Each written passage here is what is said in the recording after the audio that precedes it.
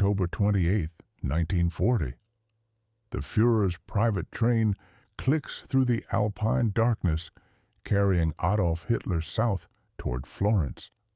He's looking forward to this meeting with Benito Mussolini, his fellow dictator, his Axis partner, perhaps even his friend. The two men have much to discuss.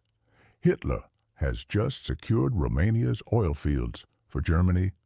He wants to coordinate strategy, align their efforts. President Mussolini, with the fait accompli of German troops now stationed in a country Italy considers within its sphere of influence, the train slows at a station. The train slows at a station. An aide enters Hitler's compartment, face pale, holding a decoded telegram. Hitler reads it once, then again, the paper trembling slightly in his hands. His face flushes crimson.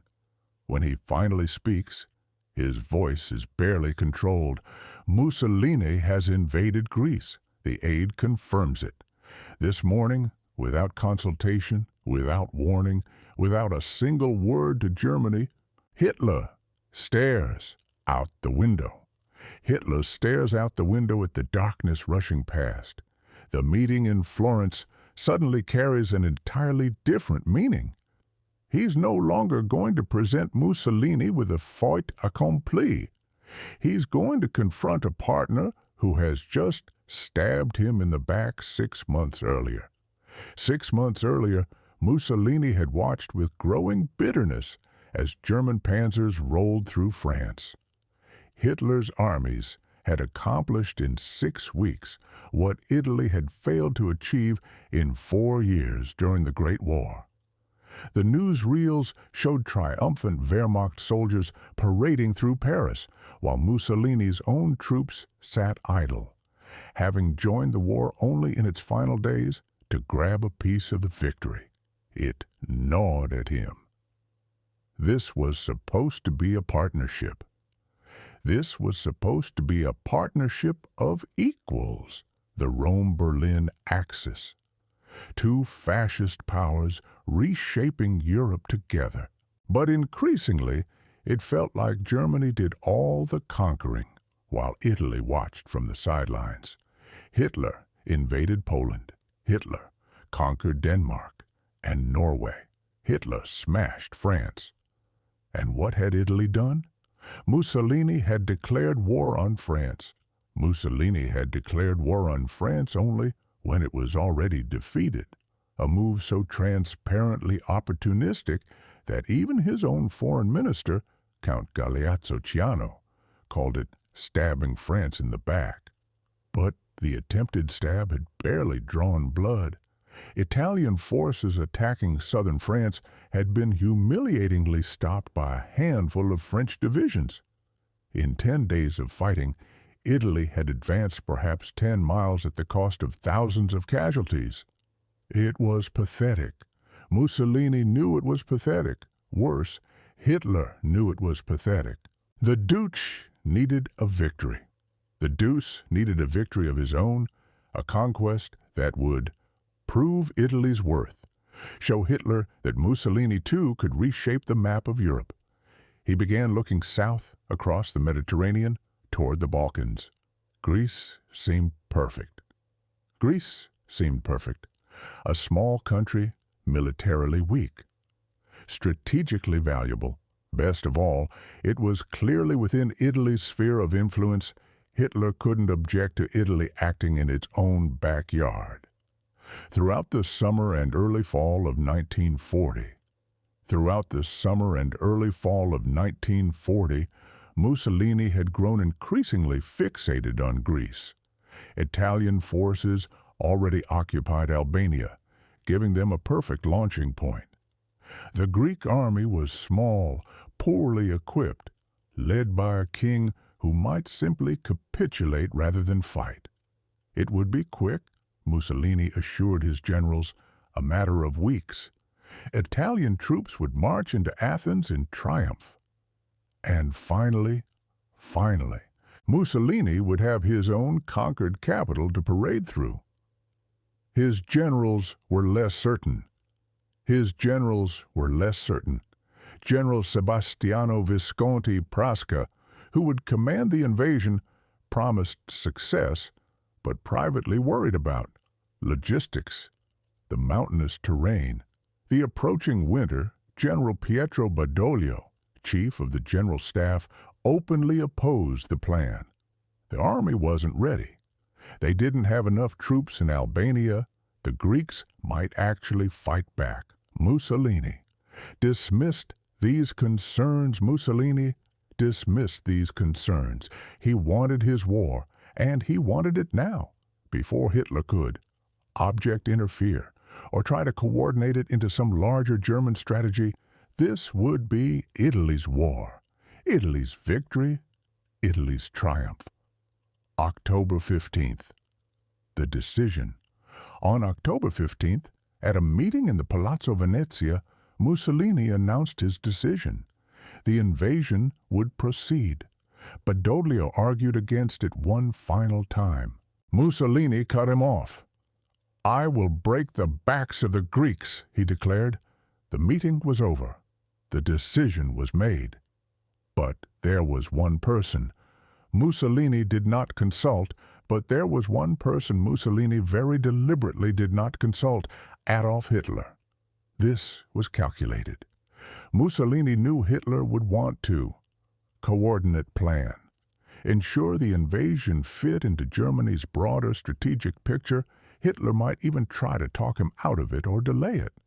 After all, Hitler had made it clear he wanted the Balkans kept quiet for now. A stable, neutral Balkans meant no complications, no British interference, no distractions from his planned invasion of the Soviet Union. Mussolini didn't care.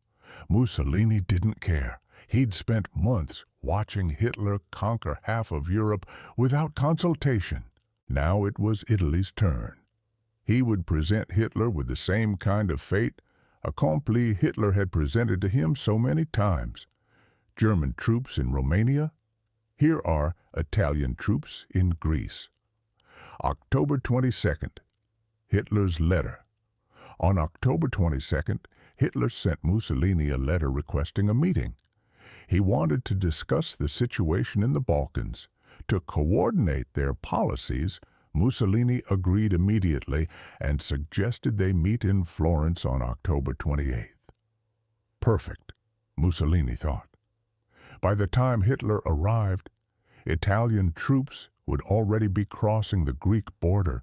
Hitler would learn about the invasion and find it already underway, irreversible, successful. That morning, October 28th, 1940.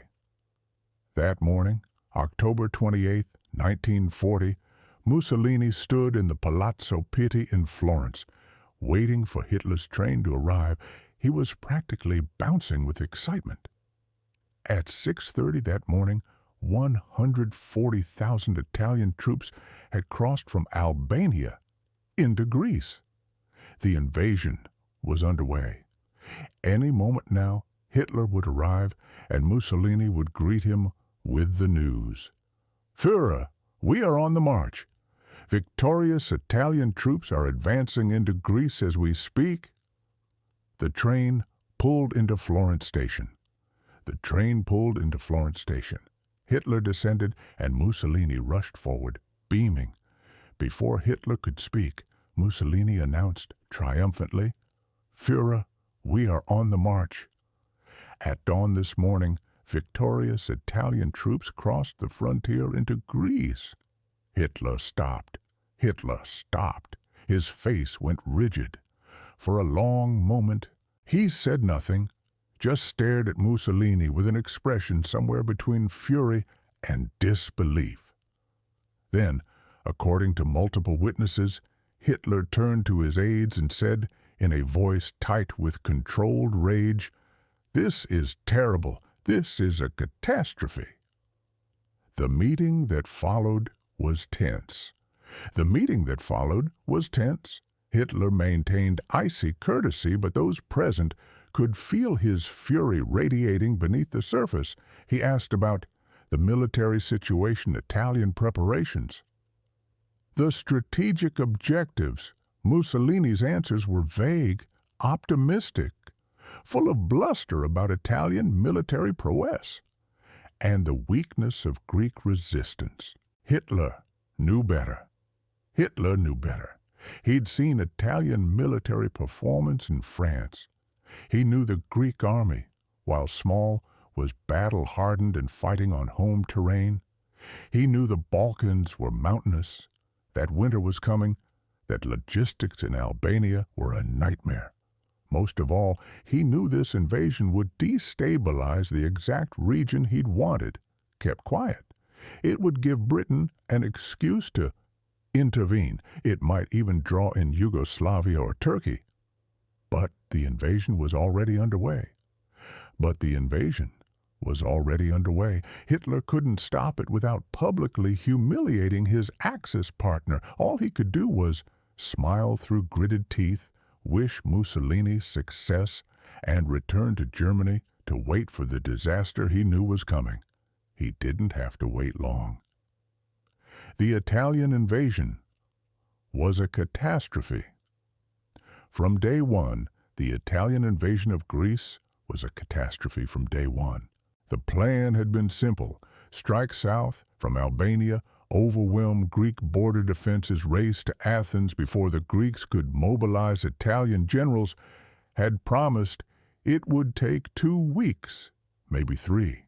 Instead, the Italians ran straight into the Greek army's Metaxas line, a series of fortifications along the border. Greek troops, commanded by General Alexandros Papagos and inspired by Prime Minister Ioannis Metaxas's defiant no to Italian ultimatums, fought with ferocious determination. They knew every mountain path, every defensive position. They'd spent years preparing for exactly this invasion. Within days, the Italian advance had stalled. Within 2 weeks, it had reversed. Greek counterattacks began pushing the Italians back, not just stopping them, but driving them north, back into Albania. Italian troops, many of them poorly equipped and trained, began surrendering in large numbers. The quick victory Mussolini had promised turned into a humiliating retreat. By mid-November, Greek forces had pushed 40 miles into Albania, capturing the towns of Korça and Sarande. Italian casualties were staggering. Thousands dead, tens of thousands wounded or captured. Entire divisions were combat ineffective. The Italian Air Force, which was supposed to dominate the skies, was being outfought by the smaller but more determined Greek Air Force. The weather made everything worse. Winter came early and hard to the Albanian mountains. Italian troops, many from southern Italy, had never seen such cold. They lacked proper winter equipment, adequate shelter, sufficient supplies. Men froze to death in their positions. Frostbite casualties rivaled combat casualties. Supply lines through the mountains became nearly impossible to maintain. Mussolini watched in horror as his promised quick victory became an unmitigated disaster. He fired General Visconti Prasca and replaced him with General Ubaldo Sodu, who proved equally ineffective. He poured more troops into Albania, eventually committing over 500,000 men to a campaign that was supposed to have required only a few divisions. Nothing worked. The Greeks kept advancing. In Berlin, Hitler watched with cold fury. Every report from Greece confirmed his worst fears. The Italians weren't just failing to conquer Greece. They were being routed by a nation a fraction of their size. The British, seeing an opportunity, had sent RAF squadrons to Greece, were using Greek bases to bomb Romanian oil fields. The very fields Hitler had just secured. Worse, the Italian disaster was exposing the Axis to ridicule. Newspapers around the world mocked Mussolini's pretensions. Cartoons showed Italian soldiers running from Greek grandmothers. The myth of fascist military invincibility, carefully cultivated through years of propaganda, was being shredded in the Albanian mountains. Hitler's anger wasn't just personal. Hitler's anger wasn't just personal embarrassment. The Italian failure in Greece had genuine strategic consequences. The Balkans, which Hitler needed, kept stable and neutral, were now a war zone. Britain had a foothold in southeastern Europe, Yugoslavia, and Turkey were watching nervously, reconsidering their positions. Most critically, the disaster in Greece was delaying Hitler's planned invasion of the Soviet Union, Operation Barbarossa, scheduled for May 1941. December. The Italians tried again. In December, the Italians tried a major counteroffensive, throwing fresh divisions at the Greek lines. It failed completely. Greek forces not only stopped the attack, but resumed their own advance. By year's end, Italy had suffered over 13,000 dead and 60,000 wounded or missing. The Greeks had captured hundreds of Italian tanks and artillery pieces. It was the worst Italian military defeat since Caporetto in World War I. Mussolini was desperate. Mussolini was desperate. In private, he raged and wept. In public, he maintained the facade of confidence. But everyone could see the strain. He'd wanted to prove Italy's worth to Hitler. Instead, he'd proven Italy's weakness. He'd wanted his own triumph. Instead, he'd created a catastrophe that would require German intervention to solve. That intervention came in the form of Operation Marita. In April 1941, Hitler finally ordered German forces to bail out his humiliated ally. Over 680,000 German troops, supported by Panzers and Luftwaffe squadrons, invaded Greece from Bulgaria. They also invaded Yugoslavia, which had just overthrown its pro-Axis government.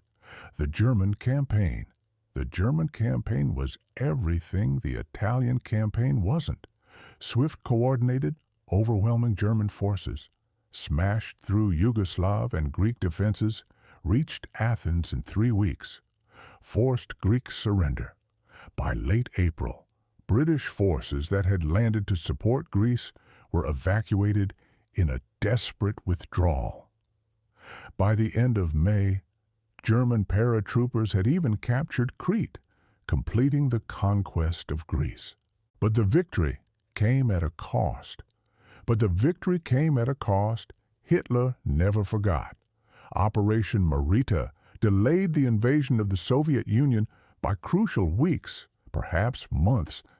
Historians still debate whether those lost weeks made the difference between German forces capturing Moscow before winter or getting bogged down in the snow outside the Soviet capital.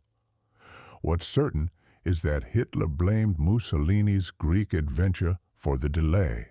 The relationship never recovered. The relationship between the two dictators never fully recovered. Hitler had always viewed Mussolini with a mix of admiration and condescension.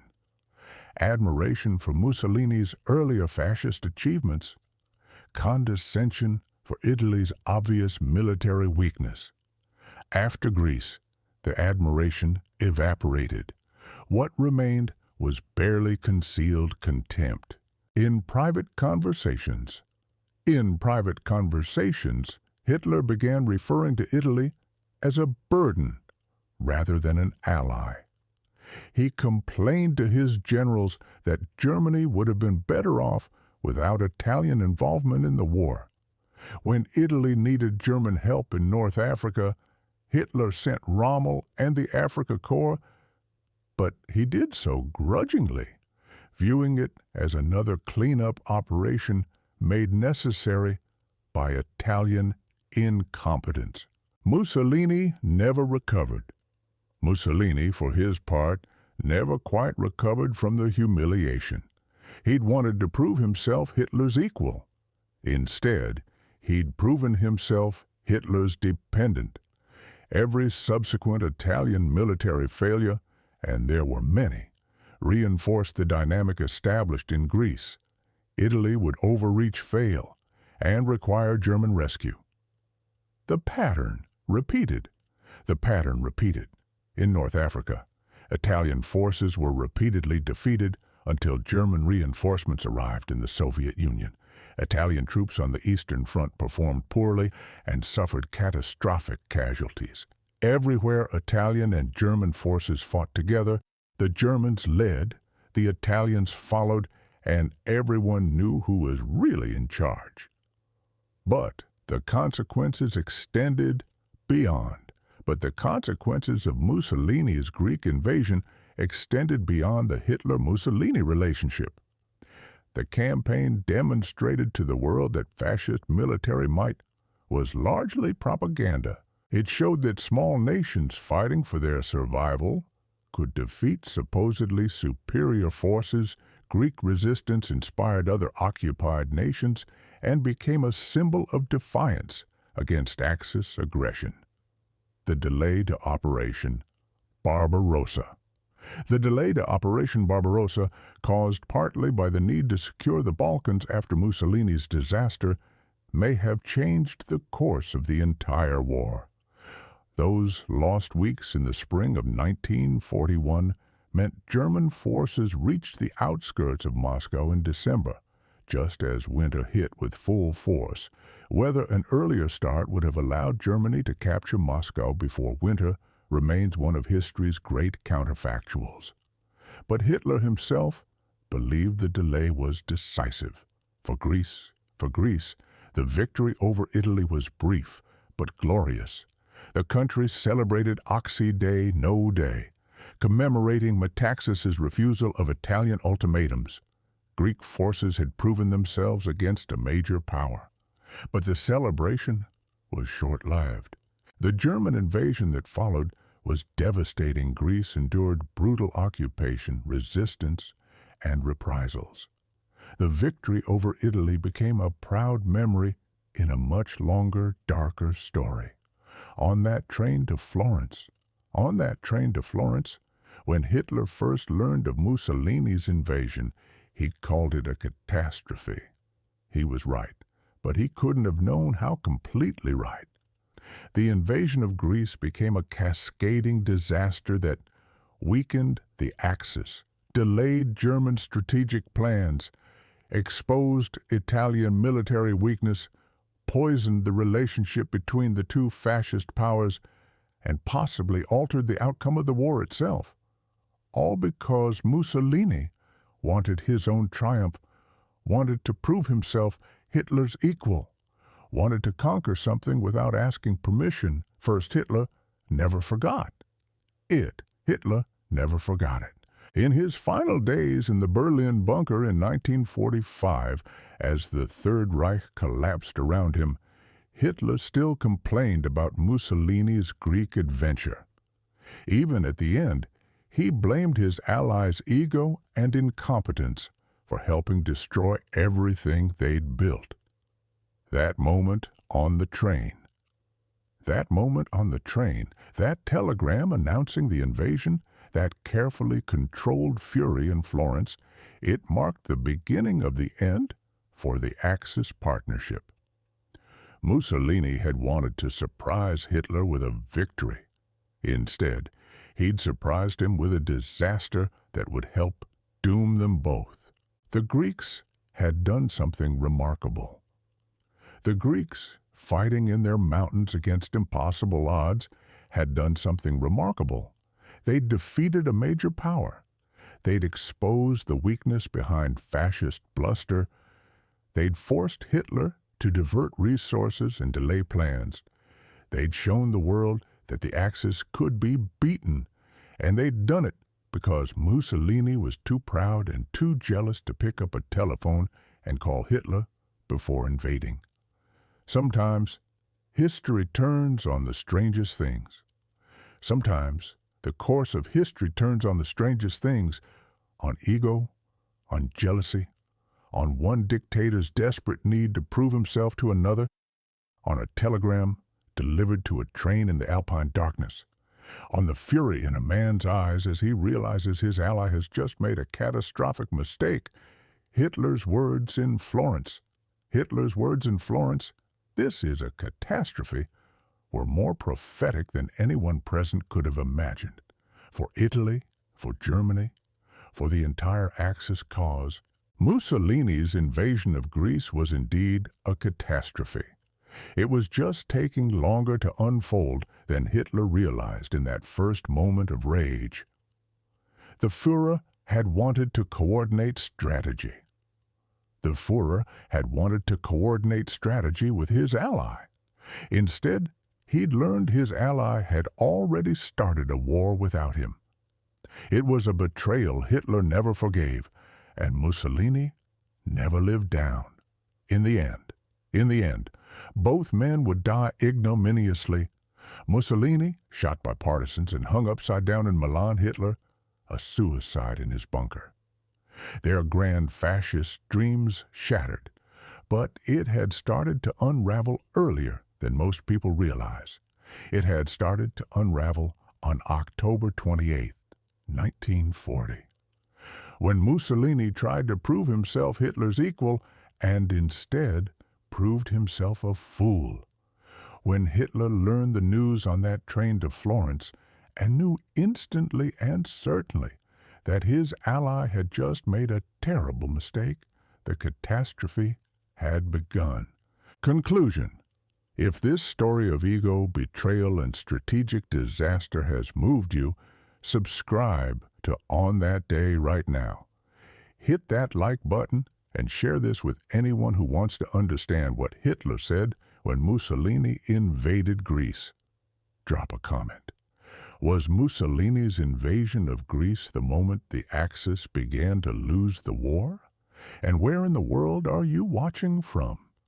Thanks for watching, and we'll see you in the next one.